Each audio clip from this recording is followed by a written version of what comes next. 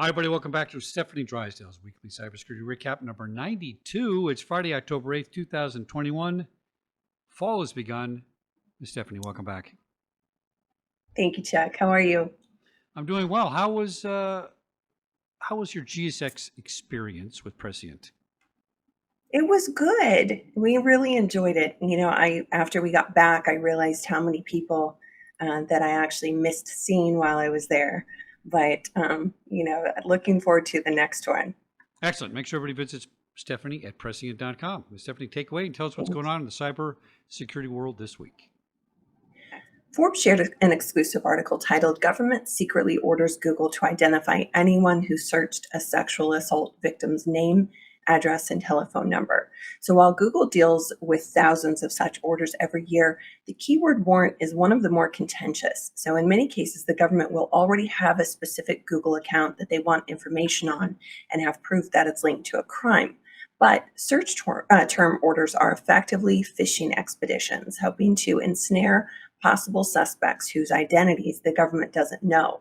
So it's not dissimilar to the so-called geofence warrants, where the investigators ask Google to provide information on anyone within the location area of a crime scene at a given time.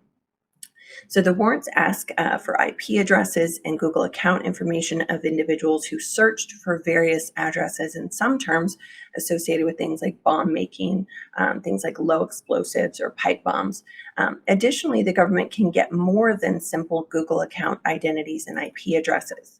In Wisconsin, the government was hopeful that Google could provide cookie IDs belonging to any users who made specific searches. So the cookie IDs are interesting because they're identifiers that are used to group together all searches conducted from a given machine or device for a certain period of time. So this allows investigators to ascertain when the user is not logged on to the Google account even, whether or not that individual may have conducted multiple pertinent searches which provide relevant Google accounts and IP addresses to those who made them. So the Wisconsin case was supposed to have remained secret. The warrant only came to light because it was accidentally unsealed by the Justice Department in September. So Forbes said that they reviewed the document before it was sealed again, but they're not going to publish it because they don't want to disclose the identity of the victim and her family. So privacy experts have lots to say on this. They're concerned about the precedent set by the warrants and the potential for such order to be a breach of Fourth Amendment protections against unreasonable searches. And there are also concerns about First Amendment freedom of speech issues. So given the potential to cause Google users lots of anxiety about their searches being turned over to the government. So some propose that this never before possible technique threatens all of your First Amendment interests and will sweep up innocent people, especially if the keyword terms are not unique and the time frame not precise. So to make matters worse, police are currently doing this without disclosure or transparency, which definitely inhibits public debate and regulation. So this is important stuff for us to watch as it evolves. Laszlo Gong shared an Engadget article titled "FCC Proposes New Rules to Combat SIM Swapping Scams." So SIM swapping, obviously we know it's a technique where a bad actor convinces your wireless carrier to transfer your service to a phone that they control and not yours. Or when a bad actor successfully transfers the victim's service and number to a whole different carrier, that's called port out fraud. So to make it harder for scammers to gain control of the victim's phone numbers, the FCC wants to amend the Customer Proprietary Network Information and Local Number Portability rules.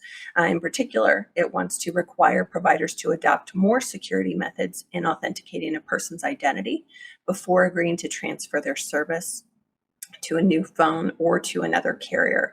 The Commission also proposes a rule that would require providers to notify customers whenever a SIM switch or a port out request was made on one of their accounts. So as part of the FCC's rulemaking process, the public can now comment on these proposals, and they're going to read them and offer another chance that everyone can be heard before they make a decision to amend the rules. Important things, as long as I think the right people are chiming in on the discussion. Martinell shared an article from Ars Technica titled Company That Routes SMS for All Major US Carriers Was Hacked for 5 Years. So Cineverse is a company that routes hundreds of billions of text messages every year for hundreds of carriers, including Verizon, T-Mobile, and AT&T. They revealed to government regulators that a hacker had gained unauthorized access to its databases for 5 years. So Cineverse and carriers have not said whether or not the hacker had access to the customer's text messages, but then later T-Mobile released a statement saying that none of their user messages had been accessed. But this might be a good time to remind everyone that text or SMS messages aren't considered secure messaging. And as it relates to multi-factor authentication, it is quickly becoming the least preferred option. And from anonymous leaks to Facebook, Instagram, WhatsApp outage to a national standard for executive protection of professionals and a cybersecurity awareness month to Black History Month. So much going on so far in October. Make sure that you keep an eye out for all that fun stuff. Lots of new information coming in every day. I hope everyone is well and that you have a wonderful weekend, and I will look forward to seeing you all next.